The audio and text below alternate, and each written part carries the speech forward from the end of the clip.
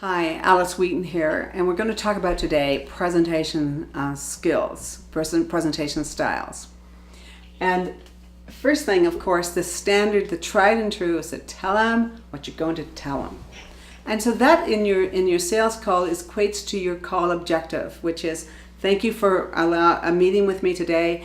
As I understand it, we're going to talk about the work that Western Ag does to help increase the fertility of your soil. I'm going to show you a Cropcaster, which of course was from somebody else's farm, but it shows you how we use that to advise the farmer on the fertilizer for the next year. What the outcome for them was that they increased their yield and it decreased the amount of money that they spent. Is there anything else that you'd like to talk about? And when the client says no, there's nothing else, then you go ahead and you tell them what you're going to tell them about. So this equates to your call objective.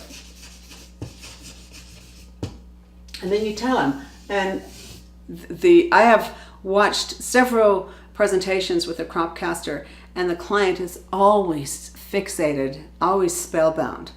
And so tell the client. Now, when I say tell them, that's a euphemism for discuss with the client, and that's back and forth. Show the client, ask client the questions about their own farm, ask them about the mystery fields and so on.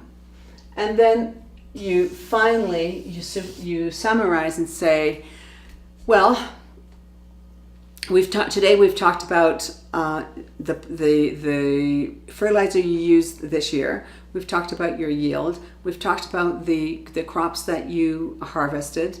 And we've talked about what you'd like to do with your field next year, with your farm next year, if you could see if you can get some extra revenue from that and increase the yield. And so that's the net. Then the client will agree, yep, that's what we talked about. And then your next step is then to ask them for the business.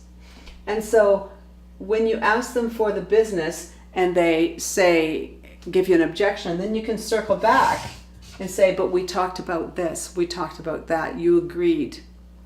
And then of course it's important, while you will have an uphill battle during your presentation if you're not on time. I've mentioned before in a couple of my videos that when I have been on presentations with Ken Arms, his rule is that he's 5 to 10 minutes early. And if he's not 5 minutes early, then he considers himself to be 10 minutes late. And so shorter is better.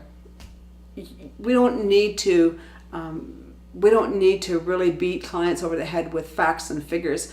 Make your presentation and be out of there. Ken, again, referring back to Ken, thank you, Ken, for having me with you those days. Ken likes to be in and out in an hour.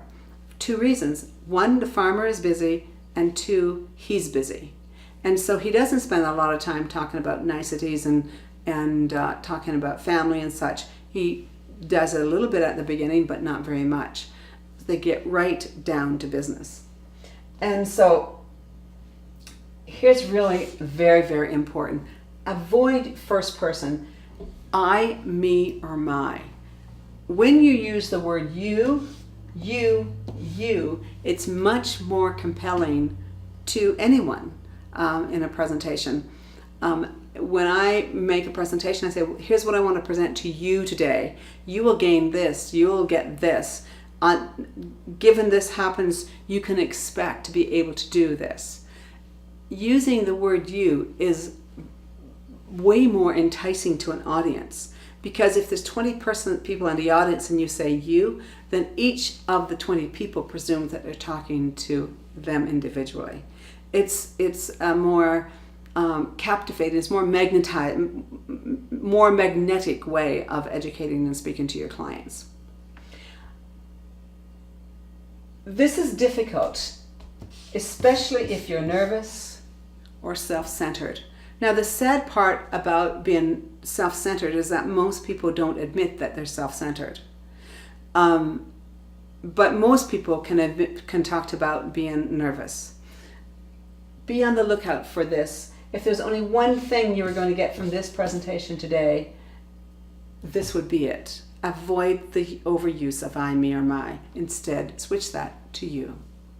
Thanks for being with me, and I'll be with you in spirit on your presentations in the fall. Bye for now.